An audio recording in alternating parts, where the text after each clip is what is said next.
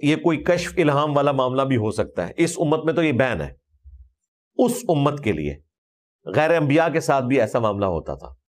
جو بخاری مسلم میں حدیث ہے کہ اگلی امتوں میں محدث ہوا کرتے تھے جن کے دل میں اللہ بات ڈالتا تھا. میری امت میں اگر کوئی ہوتا تو عمر ہوتا، لیکن وہ بھی نہیں ہے. اگر ہوتا تو عمر ہوتا. اس حدیث کے اوپر میری تفصیلی ویڈیوز ریکارڈ ہیں. مرزا نے بخاری مسلم کی حدیث کے ترجمے میں واضح طور پر تحریف کا ارتکاب کیا ہے. حدیث کا یہ ترجمہ بالکل نہیں ہے. صحیح بخاری میں یہ حدیث 2 جگہ موجود ہے اور اس میں ان کا لفظ ہے، لو کا لفظ نہیں ہے. یہ جو مرزا نے ترجمہ کیا کہ اگر ہوتا، یہ ترجمہ تب ہوتا جب یہاں لو کا لفظ ہوتا، لیکن اس حدیث میں لفظ ان ہے. اس کا ترجمہ بنے گا کہ اگر ایسا ہے، یوں ترجمہ بنے گا. اگر ایسا ہوتا یوں ترجمہ نہیں بنے گا.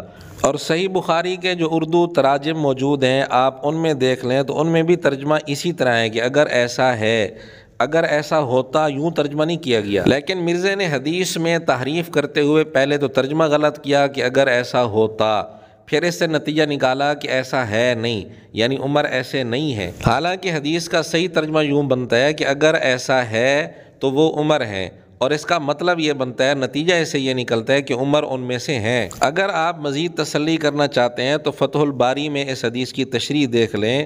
انہوں نے اس سے یہی نتیجہ نکالا ہے کہ عمر ان میں سے ہیں. اور فتح الباری میں لکھا ہے کہ یہاں لفظ ان تاکید کے معنی کے لیے ہے، اور اس کی مثالیں بھی انہوں نے دی ہیں. مثالوں کے ذریعے یہ بات سمجھائی ہے.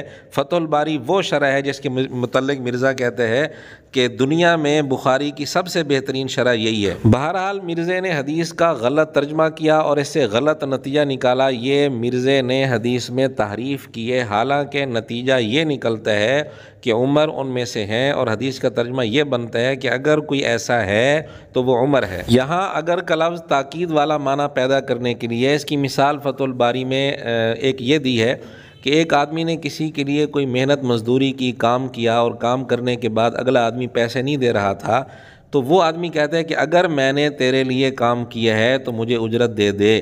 اب اگر کا یہ مطلب نہیں ہوتا کہ اس کو شک ہے یا اگلے کو شک ہے، دونوں کو پتہ ہوتا ہے کہ اس نے کام کیا ہے، لیکن اپنی بات میں تاکید پیدا کرنے کے لیے یہاں اگر کا لفظ بولا جاتا ہے. اسی طرح اس حدیث میں بھی ان کا جو لفظ بولا گیا ہے یہ تاکید پیدا کرنے کے لیے بولا گیا ہے.